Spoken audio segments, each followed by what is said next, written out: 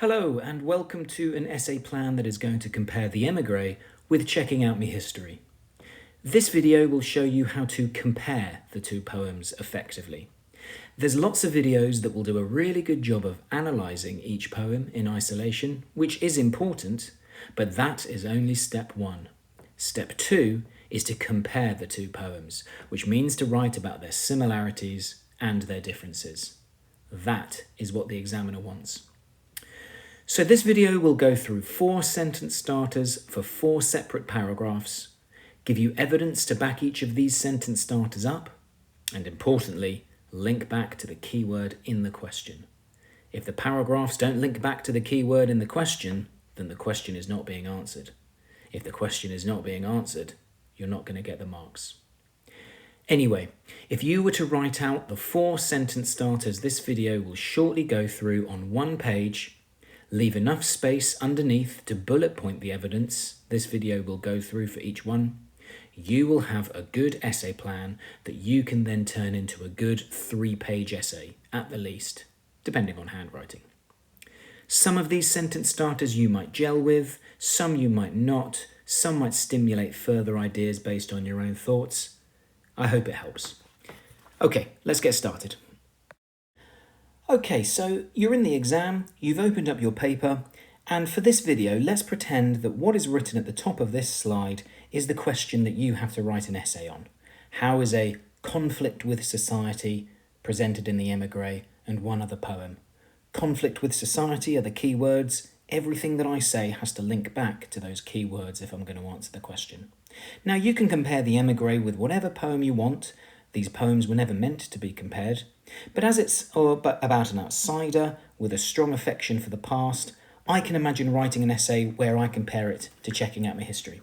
So here is sentence starter number 1 of 4 paragraphs that this PowerPoint will go through. Sentence starter number 1. Both poems use imagery relating to bright light that convey a strong affection for the past. So far, I've hopefully done something quite clever. I've noticed that both poems have bright light in them, but this is where I start to get the marks, comma, although there is a sense of conflict that is evident in both.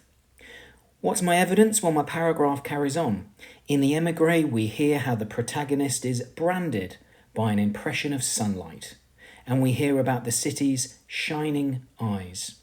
So on one hand, this reference to sunlight and shining surely has positive connotations. It's bright, it's attractive, it's colourful. But there is a sense of conflict in those choice of verbs. The use of the verb branded suggests a permanent, painful mark, something that the protagonist is unable to get rid of. Whilst the use of the adjective shining suggests something similar to a sparkling eye. It suggests deception, a sense that there is a hidden truth that the protagonist is not being told. So far, everybody, I think my paragraph is really nicely answering the question with a good, solid sentence starter and good analysis from the Emigree. Let's finish off that paragraph by now saying something about Checking Out My History. In Checking Out My History, powerful imagery relating to bright light is used to describe Mary C. Cole. She is described in metaphorical terms as a healing star and a yellow sunrise. Again, the reference to star and to sunrise surely have positive connotations. Forgive me. A star and sunrise are both beautiful, high up, powerful forces that we would find attractive. But the use of the adjective healing suggests that this star has once been bruised. And the reference to the sunrise as being yellow, okay, I know that sunrises are yellow, but stick with me, surely has connotations of a slow, gradual diminishment of life. If you can imagine a leaf on the ground, for example, if it's yellow, then that's because it's lost its vitality. So what we've got there, everybody, I hope, if you were to write that all up, is perhaps just over half a page worth of writing. You analyse a range of adjectives and a verb in detail, and you've got a really nice double-sided topic sentence or sentence starter that I think really answers the question. If you want to finish it off, here's a good way to now interlink some context. We can talk about the fact that Mary C. Cole is a figure from history that John Agard would have felt inspired by. And slightly more miserably, we can talk about that verb branded. You've got the opportunity to drop in a sentence about how branding is a form of torture in the types of regime that the protagonist would have fled. So far, hopefully, I think you're possibly pushing towards 3/4 of a page worth of writing. Okay, sentence starter number 2, bit more straightforward this one. Both poems make an effective use of structure to contrast how each speaker relates to their society. Rumans' protagonist does so positively, whilst Agard conflicts with it negatively. So hopefully this is a pretty good sentence starter. Again, I'm going to talk about something a little simpler, I think, which is structure, but I'm hopefully pushing up the mark scheme by saying I've noticed how one is positive, one is negative. What's my evidence? Well, my paragraph continues. In the Emigree, there is a peaceful and steady enjambment. There's no regular rhyme scheme, which slows the pace of the poem down and emphasises the dreamlike state the speaker has, as if she is nostalgic for her past life. However, this is slightly different in Checking Out My History, where I think it's fair to say it's far more direct and confrontational. The anaphora of Dem Tell Me, and you'll see anaphora again, everybody in charge of the Light Brigade, emphasises Agard's anger about how he feels he has been conditioned to accept a partial view of history. So that's, I think, a slightly more straightforward paragraph, possibly going to be a slightly shorter one. I'm only quoting from Checking Out My History here, which is absolutely fine. But I'm basically trying to get marks here by saying how I've noticed one is peaceful and slow and dreamlike. But the fact that Agard consistently repeats, Dem tell me, Dem tell me, Dem tell me, that is to do with structure. That is a repetitive idea. And I think it's getting across that he's far more angry than Rumans is. So that's quite a straightforward paragraph. Let's really now stun the examiner. Sentence starter number 3.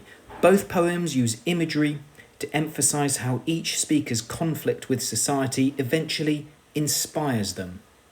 What's my evidence? Well, from the Emigree, the personification, that's the imagery I talk about in the topic sentence, throughout climaxes to the claim that her old city will take me dancing through her new home, with the use of the verb dancing, conveying just how much joy, freedom, and inspiration the memories give her. Indeed, this freedom may be reflected in the enjambment of the poem as a whole.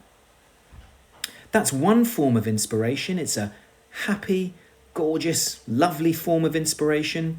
My essay is going to continue, though. In Checking Out My History, however, Agard, meanwhile, uses powerful metaphors to convey how these figures from the past inspire but also motivate him. And here, everybody, we can talk about inspiration in another way. In the Emigree, it was a really positive, uplifting force. Here, it's far more exhilarating. It's far more energetic and exciting, and you can do loads of analysis about the metaphors that Agard uses to talk about how figures from the past inspire him.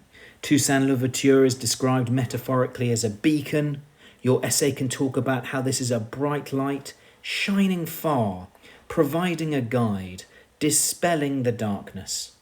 Agard goes on to use metaphorical language to describe Nanny de Maroon as a seafar woman. So your paragraph can go on about how she is a woman of vision. She does not have a narrow view of the world, but inspiringly a broad one.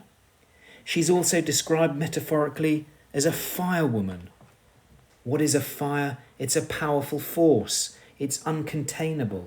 It's ever so inspiring in that way. And Mary C. Cole, as we've mentioned before, metaphorically described as a star. Stars are forms of inspiration throughout poetry, throughout literature, ever since one can remember. So that, I hope, is a really good paragraph that talks about inspiration, and it talks about them in slightly different ways. It emotionally elevates Rumans as protagonist, but it feels far more exhilarating and personalised and exciting in Agard's poem. And finally, everybody, we finish off with this sentence starter. Hopefully, you'd have about a page and a half written, possibly 2 sides of A4. Let's really stun the examiner with a really long, great paragraph here to try and get this over 3 sides of A4, possibly pushing 4 sides of A4. Finally, each poem concludes with a differing emotional reaction to the conflict they face with society. Rubens's protagonist appears afraid, whilst Agard appears defiant. So effectively here, everybody, this is my final paragraph of my essay. I'm going to be talking about the endings of both poems, and I'm just basically really slightly fleshing out the detail here to say both of them have got different emotional reactions at the ending, but look at me, examiner, look how clever I am. I've noticed a subtle difference between the two.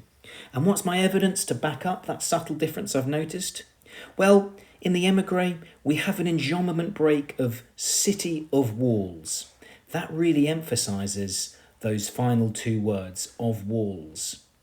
If it's a city of walls, it surely conjures up the idea of her being imprisoned, of her being trapped in and penned in to a new society, which clearly creates a conflict.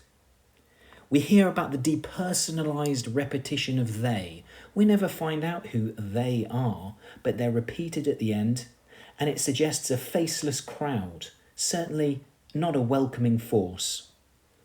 And then the verbs that are used to describe this depersonalised they are surely quite predatory, surely quite aggressive. The use of the verb circle, when we hear how they circle me, implies that they are predatorily encompassing her and not letting her go. Meanwhile, the idea of them accusing me, the use of the verb accuse, implies that these people are somehow aggressively confronting her. This all, I think it's fair to say, suggests Rubens's protagonist is afraid. I'm going to say, examiner, though, it's slightly different in checking out my history. Surely Agard concludes his poem in a more defiant manner, by claiming he will not conform to what dem tell me, but shall instead be carving out my identity. And this allows me, everybody, to do some really good analysis on that final verb, carving. The use of the verb carving suggests he will take his time and effort to carefully and skillfully produce an alternative sense of himself that is at odds with the society around him is expecting. This, I think, is a really good opportunity to finish off your essay. The use of the verb carving suggests a slow, delicate, precise fashioning in the way that you want something to be. And if I'm going to carve something, I'm going to take my time. It's going to take a long time. I'm just going to have to do it under no pressure without anybody telling me what to do. If I want to carve a beautiful statue out of a piece of marble, it's going to take a long time, and I'm going to get on with it at my own pace. It's clearly a slightly different verb from something like break or snap. There's a lot to analyse there, which I think makes that a really good verb to finish off analysing with. So everybody, that is an essay plan that I hope is helpful. If you were to write out those 4 sentence starters onto one piece of paper, and if you were to bullet point all of the evidence that we've gone through, and you were to then try and turn that into an essay, I think hopefully you've got a good 3-side, possibly 3.5, 4-side essay that answers the question by linking back to the keyword throughout, which analyses language in detail, which has complex topic sentences, and overall, hopefully, is a nice piece of writing. I hope you find that helpful. This is the first of about 25 to 30 essay plans that I'm intending on going through. If you like what you've heard, please do keep an eye out for the next one. Bye for now.